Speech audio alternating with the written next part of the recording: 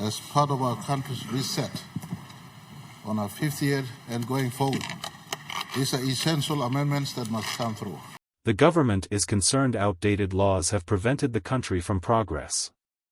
Prime Minister James Marape said the government has brought to Parliament amendments to several important legislations since 2019 when it took office.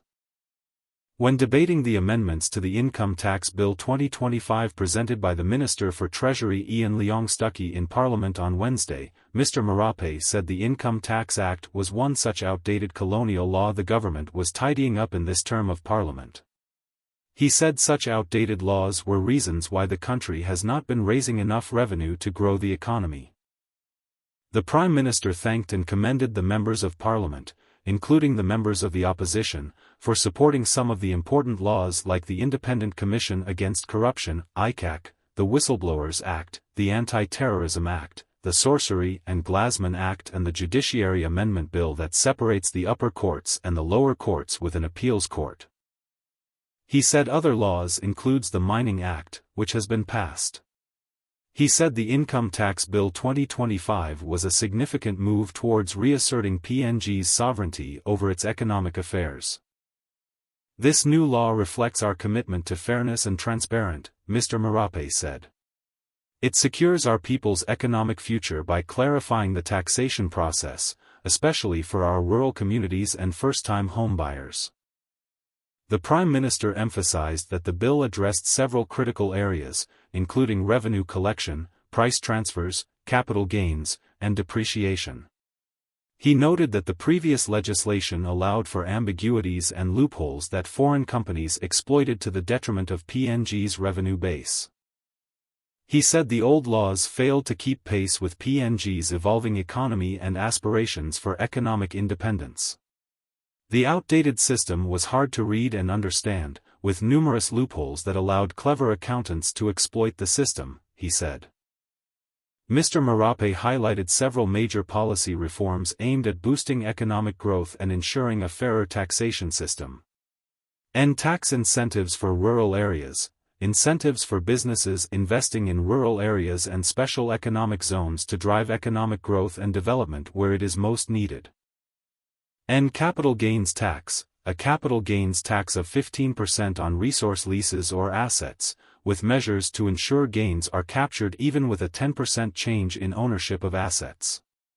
End decommissioning funds, introduction of a tax deduction for investments into decommissioning funds, which ensures resources are appropriately allocated for fixing up mine sites after resources have been exhausted. End crackdown on tax evasion, measures to prevent funds from being moved to tax havens and tighten rules around cross-border transfer pricing. End removal of historic tax concessions, simplification of depreciation categories from 213 to 5, allowing for a 25% faster rate of depreciation across most categories. He assured investors that the new law is not retrospective, stating, "We are a fair country. We respect agreements signed, but we also expect investors to respect our country's desire to secure more benefits for our people." It's time we come into our parliament to talk for our people. Every laws we pass, majority of them, or every questions we ask, majority of them, or every matter raised has a keener value attached to it. There's a need for us to find the money to settle all development aspirations of our country. We collect most of our revenues from tax. And I want to commend the Treasury and his team. Our colonial legacy law is now brought to this House to be amended for the first time. Our colonial legacy law. No one before us have had the determination and guts to move into this path. Sometimes it pays to sit down and listen and speak after you've heard the entire thing instead of rushing to conclusion in the first instance. This is a good law that is proposed. The implementation will come into effect 1st of January 2026. There's further room for improvement. The Treasurer has assured us the last stop for improvement is in our budget sitting this November. Mr. Deputy Speaker, this Parliament must not be hesitant to pass law that secures our nation's economic well-being. To the business community out there, this law does not increase tax. Treasurer knows it very clearly. This Pango government is always of the view that tax must not be increased but lessened. But everyone must pay its fair share of tax. Everyone. Everyone. One of the reasons why I moved away from the last government I was part of was the non-aggressiveness to fight many of the dark spaces in our country. Many of the dark spaces held in this law. Businessmen and those who have interest in business and creative accountants are happier when there are many loopholes in key income-generating laws of our country. This is the principal income-generating law of our country. I want to give a notation and special commendation to the Treasurer. A strong push came from myself, my side of the party.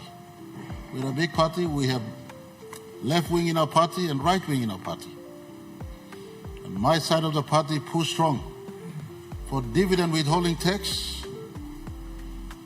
as one of them, and capital gain tax. Senator, today in this law, let's address in these outstanding laws that has never been fully addressed before. And many have walked away coming in with briefcase, with only papers, and walked away with over $800 million, $1 billion, so to speak.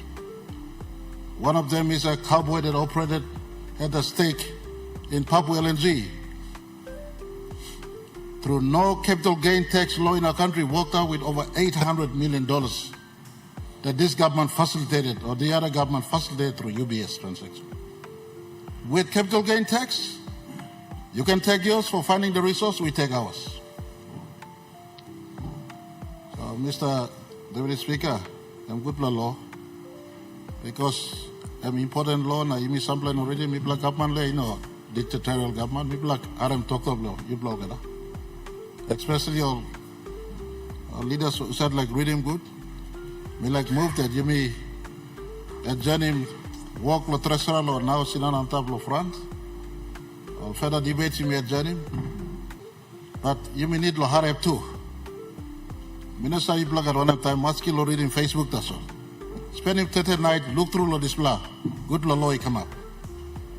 From today to tomorrow you got entire 24 hours to read, instead of wasting time doing nothing.